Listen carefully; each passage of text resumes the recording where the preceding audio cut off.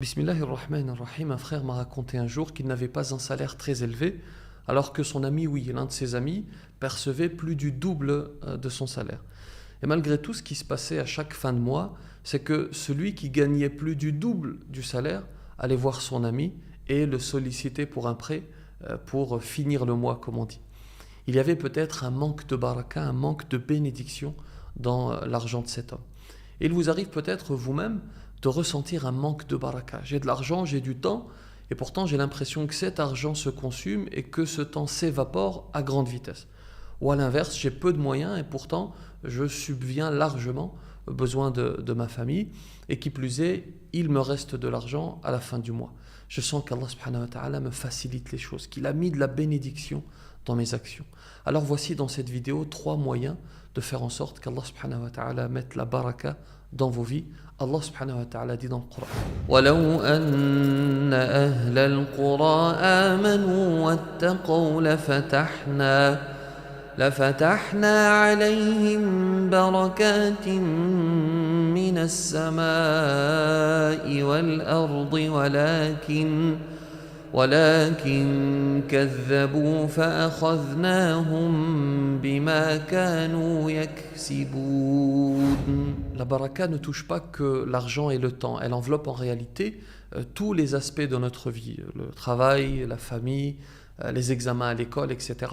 Et celui qui est touché par la baraka, par cette bénédiction, ressent un certain accompagnement, une certaine facilité à prendre une décision, à la mettre en œuvre et à en récolter les retombées positives. 3 moyens de faire en sorte qu'Allah subhanahu wa ta'ala mette la baraka dans notre vie. La première chose, c'est le fait de délaisser le péché.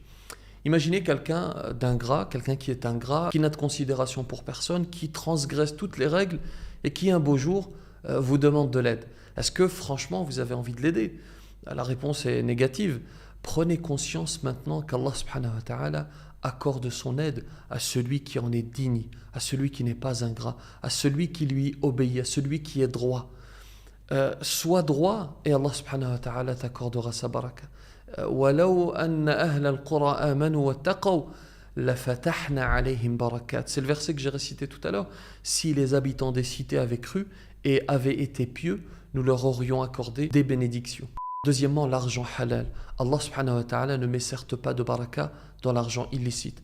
Je me souviendrai toujours de ce jeune homme, du témoignage de ce jeune homme qui était un baron de la drogue.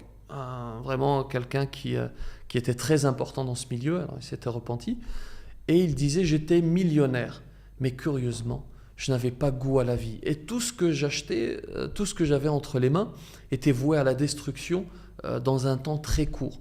Il a acheté une voiture très très chère, accident, la voiture vaut plus rien, l'assurance rembourse pas.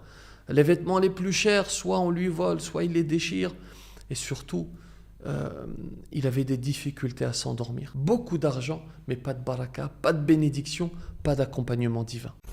Troisième des choses, louer Allah subhanahu wa ta'ala, quelle que soit notre situation. Montrer de la gratitude au Créateur de toutes choses, même si, entre guillemets, pour l'instant, je ne suis pas bien loti matériellement.